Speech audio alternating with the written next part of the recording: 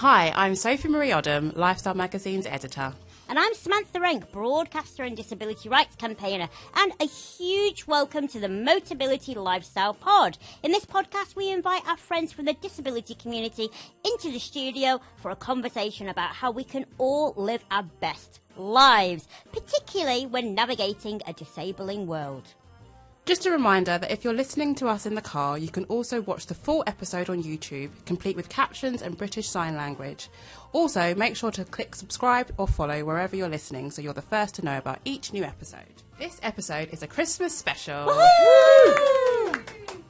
In a change to our usual format, the three of us will be getting festive in the studio while answering your questions, reflecting on our 2023 and discussing our best bits, which of course includes a bit of car chat with Matt, because our pod wouldn't be the same without him. We're back. We've been reunited.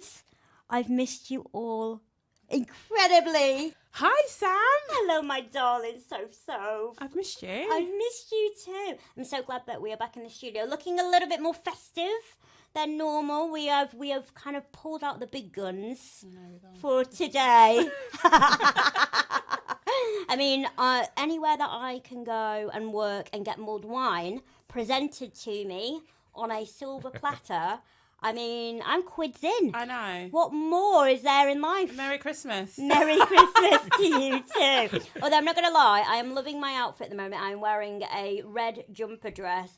But by gosh, I forgot how hot this little studio is. So instead of snow, I'm going to be sweating like I'm in the Bahamas. Well, hey-ho, we're going to roll with it.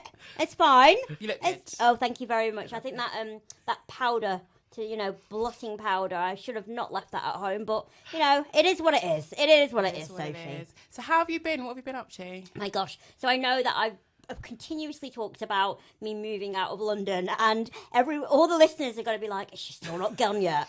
Blimmin' heck, is she actually making all this up? But the end is not, and now the end. Oh no, I can't probably sing because of copyright, but you get the gist.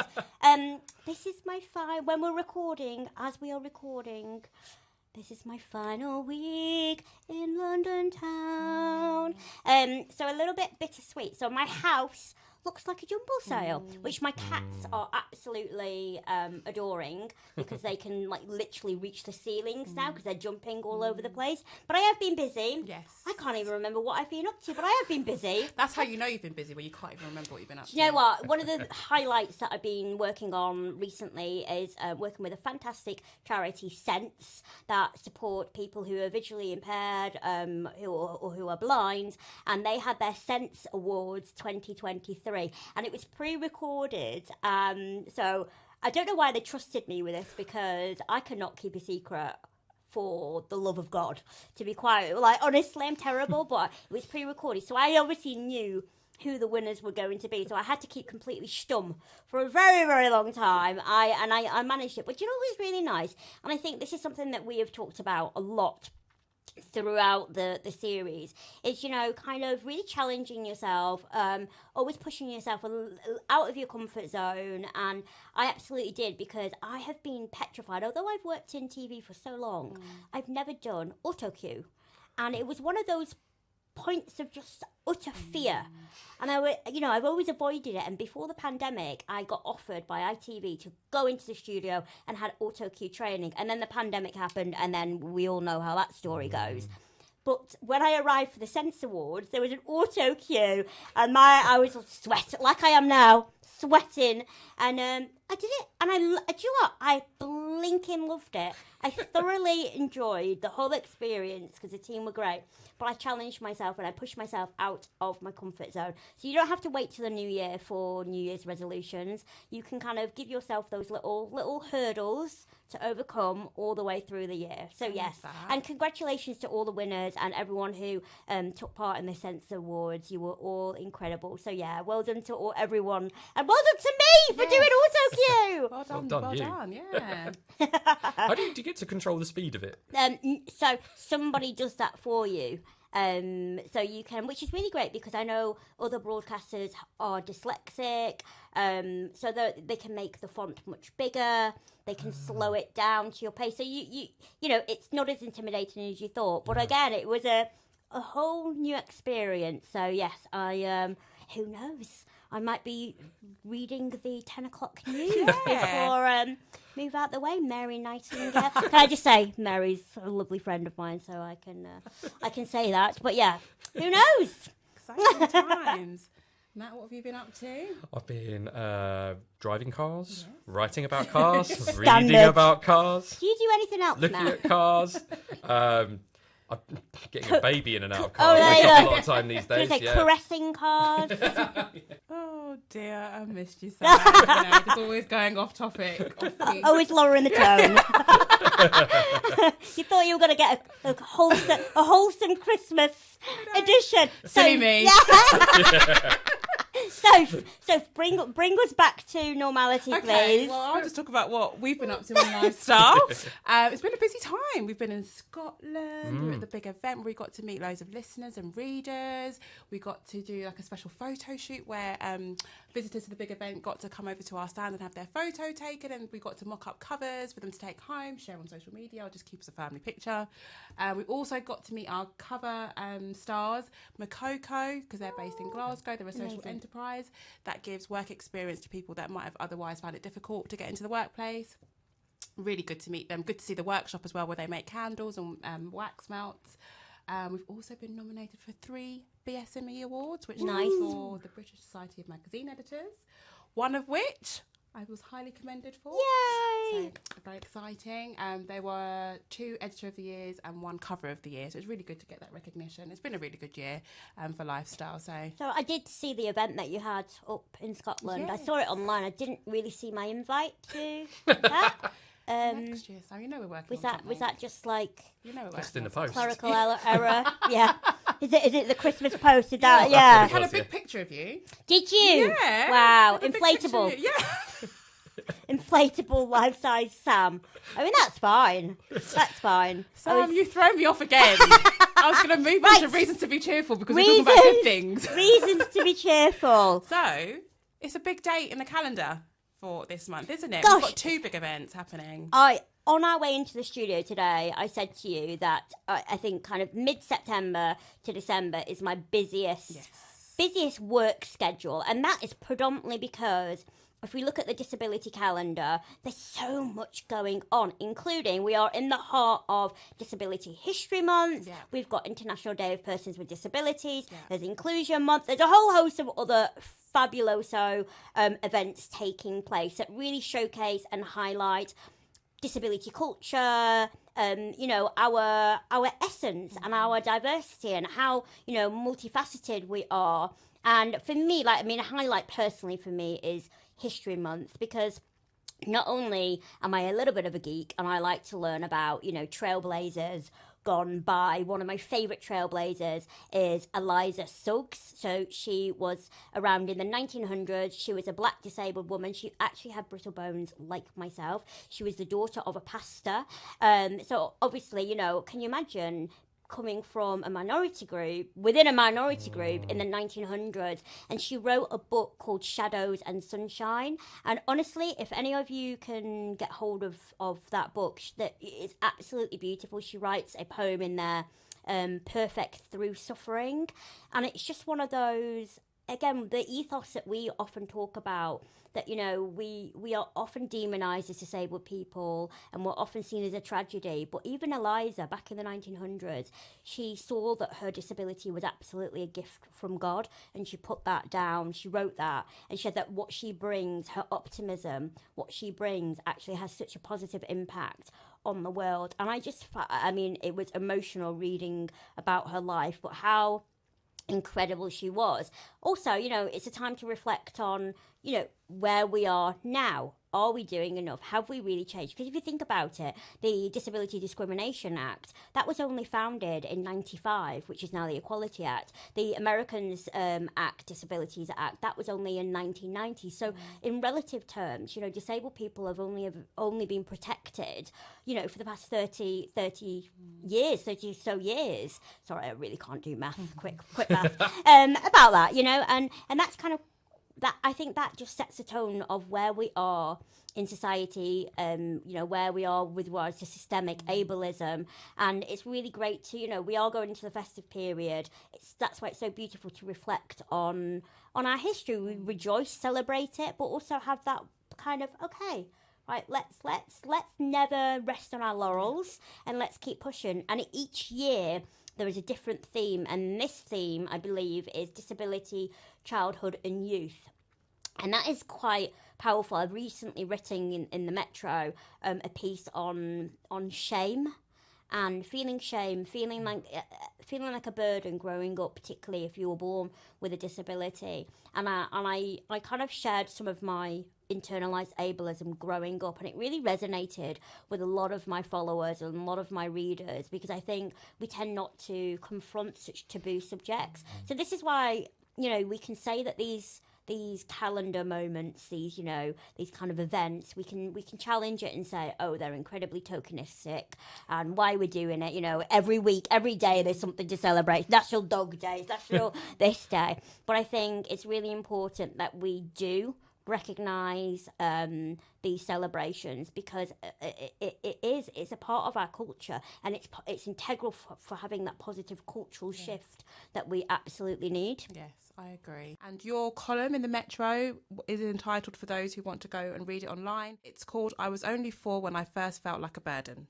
Is that correct? It surely is. And then International Day of Disabled Persons, which is on the 3rd of December.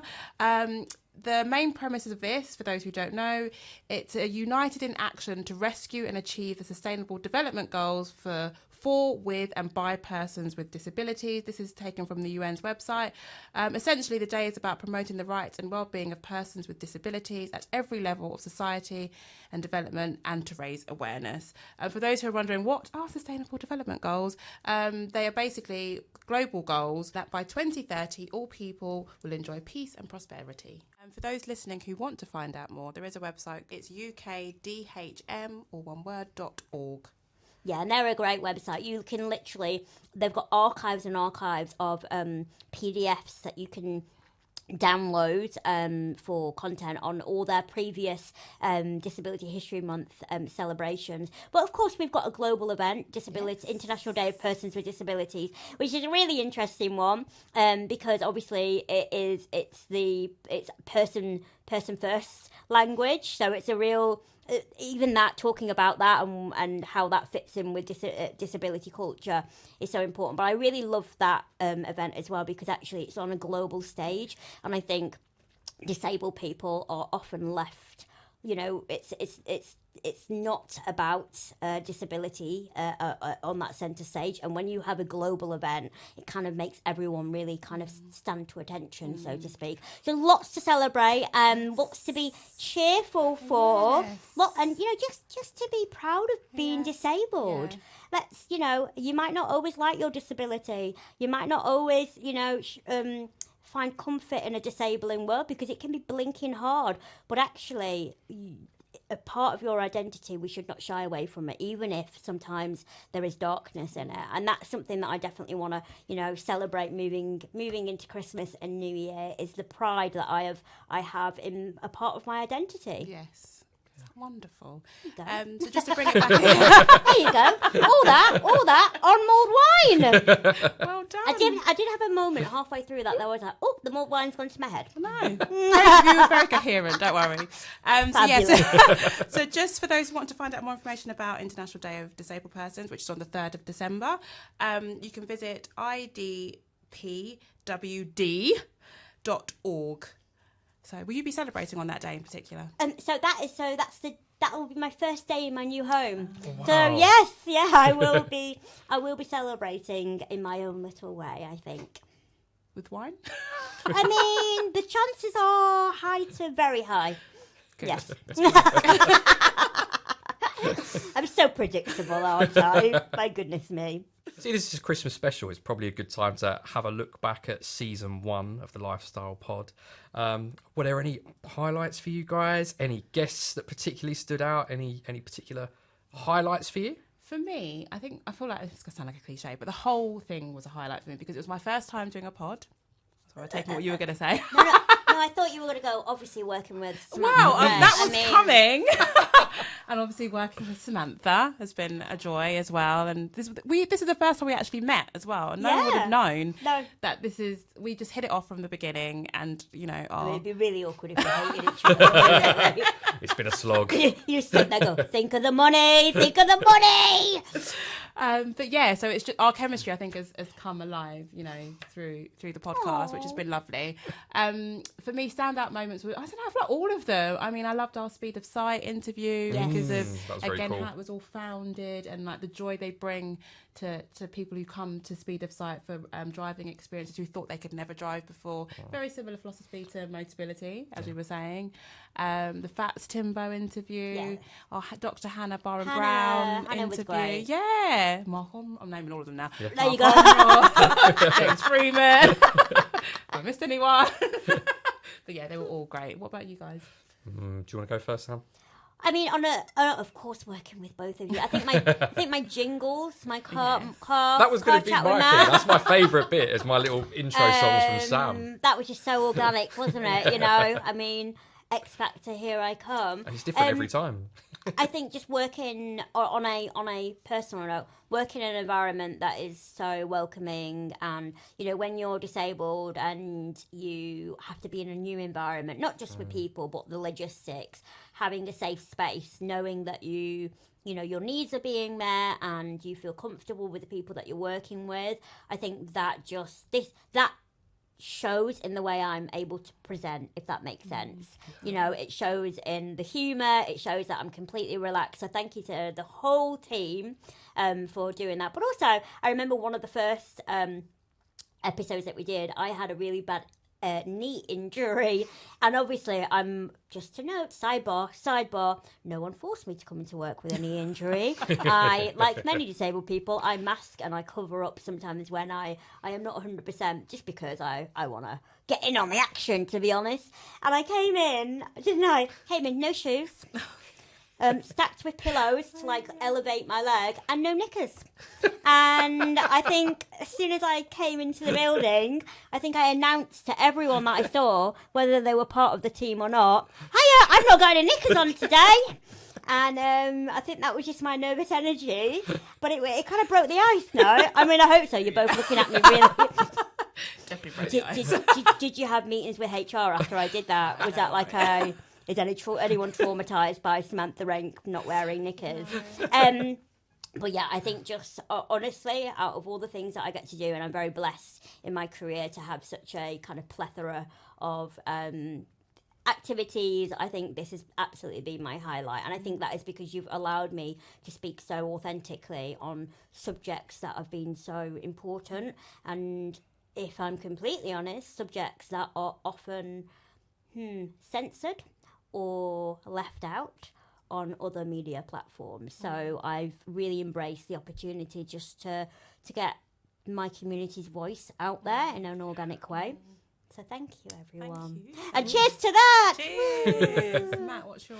I would say, I think one of the wonderful things about this podcast is the number of amazing people we've got to sort of meet and speak to, and just the stories that they have as well are brilliant. I guess personally for me, I love driving. I love going to a track and driving a car. So Speed of Sight was obviously a really cool one for me. But just hearing about sort of like Mark Ormrod and the adaptability that he was able to, the way he was able to sort of change things around is quite. I know you sort of go on a bit about people being inspiring or whatever, but it does it makes you think about how you can tackle things in your own life and change and adapt and cope, and just lots of interesting, inspiring people that we've been lucky enough to meet. It's been really good fun. I've been really lucky, guys, and even the takeover episode with Catherine Maris yes. as well. Oh yeah, that was super interesting. So yes, actually, that was definitely a highlight of mine, because I found that conversation really fascinating, and it was really interesting. Now that in my local area, every time I come up to a docking station, I look for step-free access. I look for drop curbs and things. So I thought that was a really powerful. I learned a lot. I love that conversation. That was so full of knowledge. That was really powerful. So thank you to her. And it was good to know that people are actually thinking about these problems, because it was It was a real big problem when Yes. we did that long drive a while back Yes. with Damien, one of our readers, and every single place we stopped at, there was an issue with charging. None of them were properly accessible at all. So for those of you who haven't seen the Catherine Maris episode, Which you need to do immediately. absolutely, you. do listen to it immediately. Catherine Maris is the head of innovation for the Motability Foundation, and she was telling us all about the wonderful stuff they're doing to help make charging points for electric cars more accessible. Obviously, there's a lot of people who are a bit worried about that because currently they aren't super accessible and everything's moving towards electric, albeit increasingly slowly. But yeah, it's just really, really good to know that people are thinking about those issues and there is work being done in that space to make those things more accessible, as they should have been from the start. Absolutely. And some of the issues, so I live in central London at the moment, and we've got a lot of charging stations, for obvious reasons, and a lot of the curbs don't have drop curbs. So if you're a wheelchair user like myself, if you were to get out of your car to try and charge, you can't even physically access the charging station because there's just not, the pavements aren't sufficient. But I think one thing that stood out to me that she said, and obviously it's probably in the future, but there'll be charging in the ground. So you literally wouldn't even physically have to get out of the car. Again, as a wheelchair user, that's a bit of a faff, if you're just charging. You'd simply drive over a docking station and it would charge. A bit like them little things that you put your phone on, that blew my mind. Blew my mind. I was like, wow. Anyhow, perfect. Now, as it's our Christmas special, it's only right for us to get in the festive mood. As a first on this podcast, we've invited you, yes, you listening or watching, to send us your questions to answer. These are very fittingly in the form of Christmas crackers. Let's go. Ooh. So I physically can't pull crackers because I'm just a bit of a weakling. Okay. Having brittle bones and all. I know I'm anticlimactic. And this is how I get an extra present out of people. And I'm like, I can't pull crackers. Give me more gifts. So I'm going to let Matt pull mine. Okay. And I'm going to go like that. So a big bang is going to happen if anyone needs to mute. Ready? Ooh. Oh, that was loud. Yeah.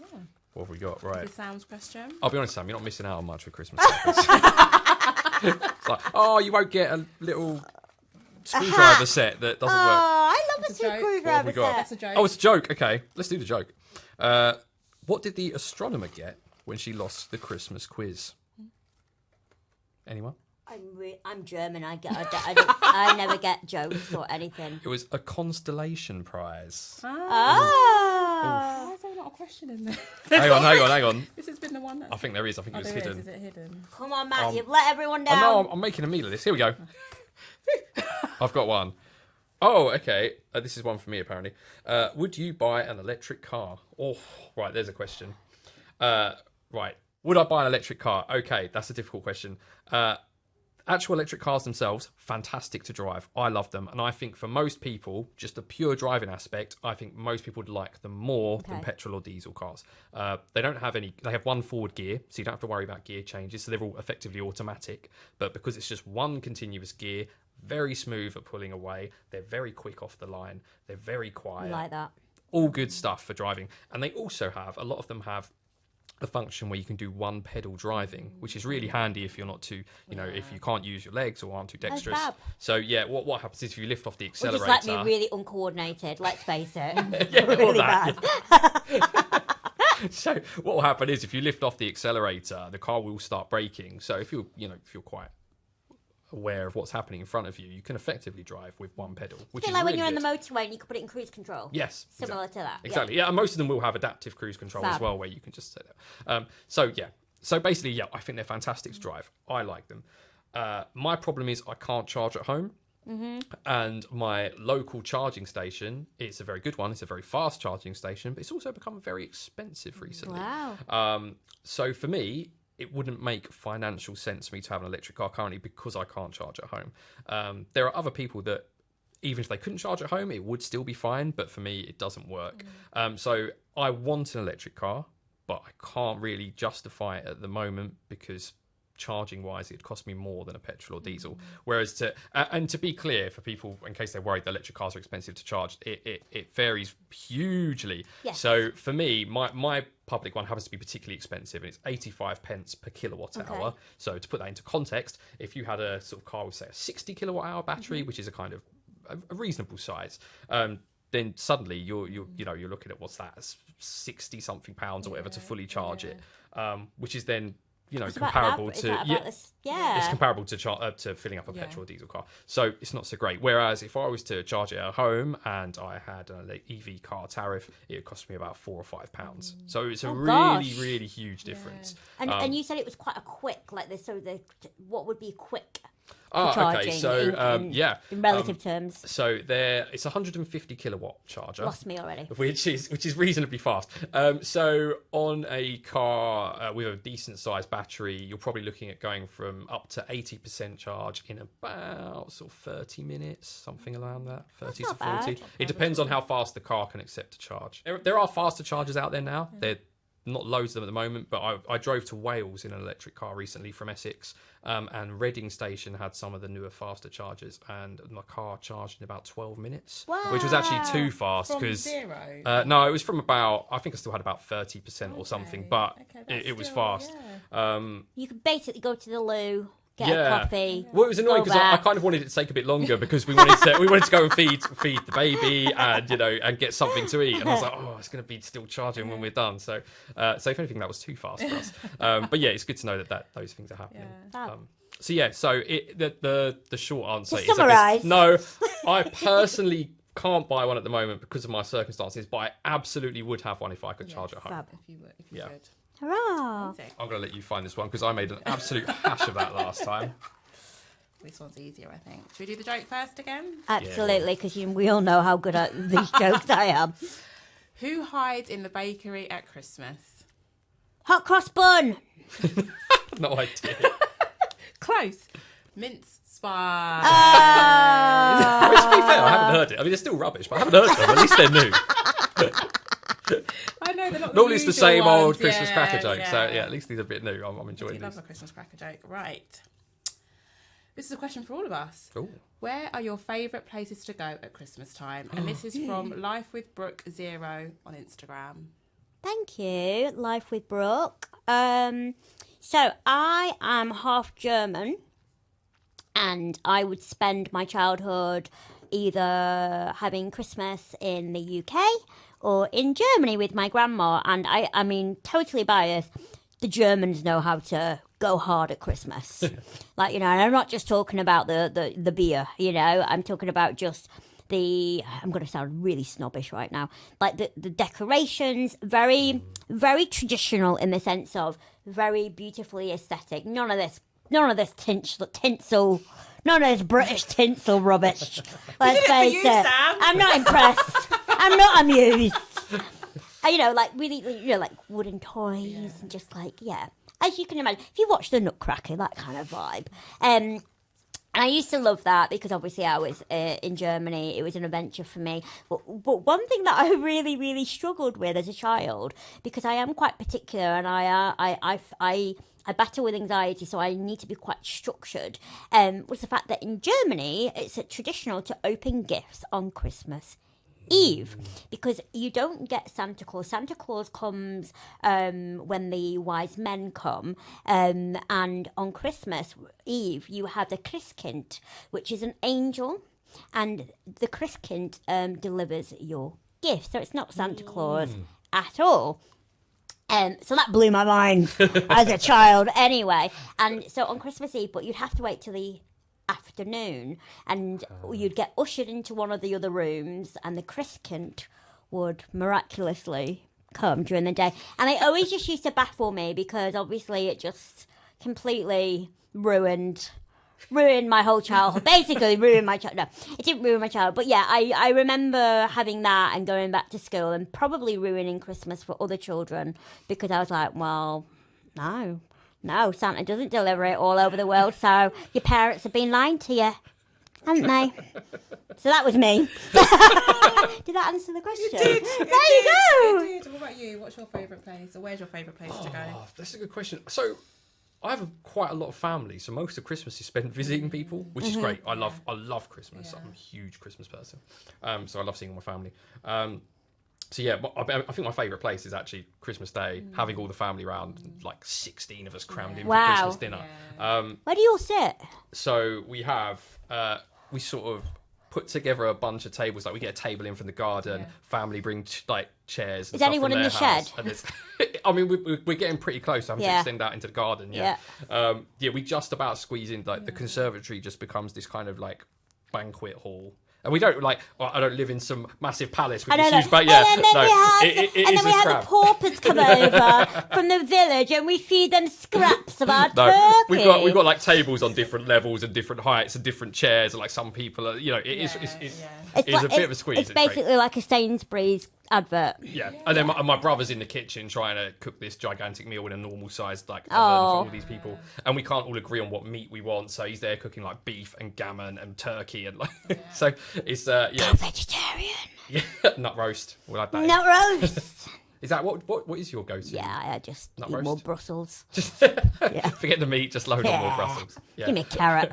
So mine's probably seen my family. Although the only other thing I do quite like weirdly is the garden centres near us, all amazing at Christmas, and they all have like a German market, and I go there and I'm like loading up on like bratwurst and käsewurst and currywurst, and then what does everyone else want? Because I'm eating all of these. So I do quite like a Christmas garden centre. Does that happen when you get older? Like I gravitate towards garden centres now. That's all I want to do. They're great garden Everyone's centres, like, "What do you want to do this weekend?" Should we go garden centre? Literally. No, have I lost you there? I love a garden centre. Summer, love it. Around. Yeah, love it. Pot around stuff. Come on, you've got babbers. And are they at the age now where they understand the concept or not really? My older one is. He's 5, going on 6. He understands Christmas. He understands Christmas. Shut up, so it's 6. I understand Christmas a lot. Can I have this? Can I have this? Can I have this? Can I have that? And my other one's 3, so he doesn't understand Christmas. But in terms of favourite places to go, I'm very similar to you. At Christmas is a big family affair. About 16 as well. Family members come over, all at my mum's house at Christmas.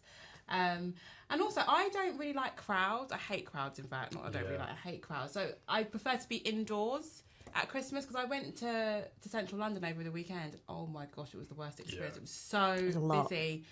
I just couldn't deal with it. So I just thought, and that's because it's Christmas, because everyone's doing Christmas shopping, Black Friday sales, all this stuff. And I just thought, oh no, I just can't deal with it. So I like to be indoors, family, in the warmth, surrounded by family, friends, lots of food, drink. Yeah. But you know, last Christmas, because I knew this is I think the definition of sod's law. Last Christmas, because I knew it was going to be my last Christmas in London before I moved, and I'm always away for Christmas, so I either go back home or occasionally. My best friend's Mexican, so I get to go to Mexico sometimes. So I was like, no, I always miss out on people inviting me in London to events. I'm like, oh, I'm really sorry, I'm not in London. So last year I was like, I'm going to stay in London. I'll get this abundance of parties and invitations. No, not one. Not one person. So I had Christmas Day on my own with my cats, and honestly, because I'm an ambivert, so I'm an introvert, extrovert. I love being around people for work purposes, but I regenerate and I rejuvenate and I, get my energy back being on my own. And I absolutely, no disrespect to my family or friends, I loved spending Christmas on my own with the cats. This one time, I absolutely loved it. I did the whole, FaceTimed everyone in the morning, but I loved it. And I think for anyone who might be listening who doesn't like Christmas, my father passed away in November, so Christmas is always a bittersweet, since that happened. For anybody who doesn't have families to go to or isn't a big Christmas lover or physically can't go places, I just want you to know that, that's fine. Take the pressure off yourself, because sometimes just having that time to eat a load of rubbish food, watch Home Alone, chill out. Do not, please don't take this time to compare yourself to other people. And I think I definitely connected with that last year. I probably had one of my nicest Christmases that I've had. I'm probably really insulting everyone in my life right now. But the message is, please be kind to yourself over this period. Absolutely. It's all relative, Yeah. and you can find your own joy, whether in, if that's being on your own with your 2 naked cats. Just for context, I've got 2 cats that I have not shaven. They are naturally just naked. Oh, I'm glad you explained that bit. No. Can we roll back to the naked cat bit? Are they normally clothed? What kind of music do Santa's elves listen to? That's quite an easy one. Come on, guys. I don't. Why am I so... Sleigh bells. Rap music. Oh, of course. Yeah. No, that's rubbish. Oh, I just got that. Okay. Yeah, Why am I so rubbish at this? I know, right? This is why I turned down Mastermind twice. Because... What would be your subject? Buffy the Vampire Slayer. Wow. But the person that won it and the highest scoring recently did Buffy. Oh, I know, so I'm like, you've just ruined it for me. Ruined it. Anyway, I digress. I'll give this question for you to read. Yeah. I've not got my glasses on, so we're going to give it a go. Good go. They are in front of you if you want them. Thanks for the... Just don't spoil the illusion. What was the best memory of 2023? And what are you looking forward to the most next year? From Paul Blackburn. So he is a readership panel. So thank you, Paul, for your question. Gosh, that's a difficult one, isn't it? A year's a long time. Yeah, and I think very much echoing what I've just said about not putting too much pressure on yourself and not comparing yourself. I think sometimes I do have that tendency to compare myself with other people in the industry that I'm in. I think when you come from a minority group where you might not have the same opportunities as everybody else, you are painfully aware that you only have like a very small pot of opportunities. So it can be really, really difficult not to get the green-eyed monster and feel like you're not doing enough. So I think for me on a personal level, moving out of London and just being more mindful that what I'm doing is amazing. Yes. And celebrating those little wins, which I am awful for. And I think even though I wrote a book last year, one of my biggest regrets was I had that moment of, I've written a book. What's next? Yeah, it's always and what's next. I didn't savor the moment. So I want to personally next year savor those little moments. So that's going to be my resolution. That's going to be my goal for next year. I think that's what it is. I think this year was, again, so successful and so amazing, and I got to work on so many wonderful projects, but I need to just give myself a pat on the back. Absolutely. I think what you were saying there as well about comparing yourself to other people, that's gotten so much worse with the popularity of social media, because all you ever see are the highlights of everyone else's lives. Totally. Because no one's putting on there that bad belly today and I'm skint. My cat just pooed outside of the litter box and I just rolled in it with my wheelchair and now it's all over the house, which happens multiple times to me a week. Let's face it. Exactly. Yeah, I've got a cat who's constipated at the moment and is trying to poo everywhere in the house. So I can. Oh, God and I'm not putting that on social media. So. You should though. Poor baby. Poor little beans. Yeah. So. Have you got him some little medication? Oh yeah, she's got some laxatives coming. So be prepared. Yeah, can't wait for that. Then we'll have a different problem. Just don't go downstairs in the middle of the night without any lights on. That's all I'm saying. Make sure I put my slippers on first. But no one's posting that stuff on social media, so don't be swayed by everyone's fantastic lives on social, because all you're ever getting is the highlights and the best bits. No one's putting pictures of themselves at 3 a.m. when they're getting up to a crying baby. So cat poop. You're clearing up cat poop. What about you? Poo. What about you? Yeah, there we go. Go on then. What's your poo story? I don't have a food story. Well, I do, because I've got 2 young kids, but we're not going to go into that. What's my best moment of 2023? I think professionally, a lot's happened. A lot of good stuff's happened with the pod, different awards that the magazine's won, personal or my own professional nominations as well. It's all been great, wonderful. I'm very humbly grateful for it all. Personally, it's just been a good year. my boys just are always doing something different. Like, they just amaze me every day, and I'm just becoming much more confident in my role as a mother. I know it's like 6 years down the line, but mothers listening will know that, you know, it's not, you don't just wake up one day. Of course not. Just, you know, it's a journey. And I'm constantly learning. They're constantly teaching me things as well, because you actually have to learn from your kids. Your kids will teach you things, and they've taught me a lot of things, and I'm enjoying the ride. Some days more than others, but here we are. And that's why we have mulled wine. Yes, exactly. What about you, Matt? Oh, I don't want to sound like the same answer, but yeah, I had my first child this year obviously I didn't give birth to her, but my partner did. So yeah, I had my first daughter in March of this year. So yeah, that's been exciting. I think the other day she learned to wave, and that was like, wow, like she can learn things. She's a human. She's an actual person. That was really exciting. That was a real highlight. So yeah, I guess I can't say anything other than the birth of my first child. But yeah, and then professionally, I don't know if there's any particular one standout thing. There's been some really interesting cars coming on the scheme this year. It's been fun driving some of the new cars and seeing what's available, and all the new tech that's getting added and becoming more commonplace has been exciting. Do you get to drive them? Yeah.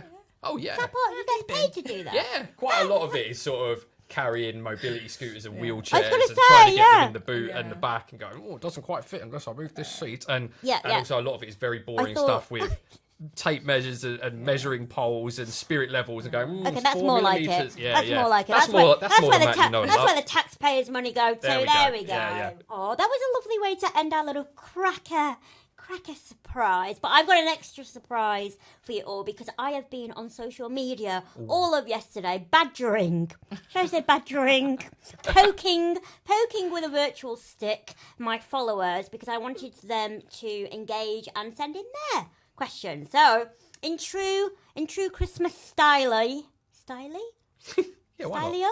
Go with it. Stylio. In true. No more wine for me. No more wine for me. In true Christmas stylio, I've got a hat here, Christmas hat, with some questions. So I'm going to dig deep. I'm going to dig deep. Dig deep and pull one out of. That's some serious ASMR. I know, right? Woo! Ta-da! Right, the question comes. Oh, I've got. A bonus question. I got stuck to my jumper. There we go. Okay, so the question is, any hacks for accessible storage in vehicles? And that is from Tanvi Vaz. Okay, so hopefully I'm understanding the question correctly. So there's a couple of things that spring to mind. One of them is if you have a WAV. So a WAV is a wheelchair accessible vehicle, in case anyone's not aware of that. It's often a problem with storage there because the boot is often the ramp. There's no so boot. You don't really have a boot. Yeah. So I know of at least one of the WAV makers that does a storage unit that basically fits on the side of the car, inside the car, but to the side, so it's out the way of the ramp, so you can still get in. And within that, you can sort of strap in a bunch of suitcases. There's also I think there's a lockable unit as well, so you can put smaller bits in there if you want to, and they're not going to fall out when you go around the corner. And I believe you can. And I'd have to double check this, but I believe you can customize them as well. So if there's anything that regular Wine. stuff that so maybe you can have a wine cooler put in. Wine. So there is that is an option if you've got a WAV. There's also if you're not in for a WAV, one of the cars that does spring to mind for what I think is actually quite useful accessible storage is there is a feature on the Hondas called Magic Seats, and basically what happens is rather than having to get everything in the boot, because often your boot's taken up by a chair or whatever hoist, they take up space, you can actually lift up the rear seats from the bottom, and you have like a big load area in the back of the car. What have I done now? But it does mean that if you've got to store anything heavy, or if you've got to store a chair or whatnot, storing it in the rear of the car rather than in the boot, it's a lot lower. You don't have to lift things up as high, so it's a lot easier to sort of lift things in and out of the car if you've only got to get over the lower lip rather than getting it up and into the boot. Hopefully that part is some sort of answer to that question. Yes. And that's it for this special Christmas episode of the Motability Lifestyle Pod. Thanks to our producer, Charlotte Mason at Insanity Studios, and our editorial assistant, Lucy Rose at Wonderly. If you like this episode, click follow or subscribe. Tell all your friends, and please leave a review and rating if you're listening, or like and comment if you are watching. If you want to tell us what you thought, or if there's something you'd like to hear, come and say hello on Instagram. And for some behind-the-scenes footage and content, follow us on TikTok. Yes, that is right. We are down with the kids. You can also watch the full video on YouTube. You can find us on Motability_Lifestyle_Mag. Finally, if you want more information about Motability Scheme, go to motability.co.uk.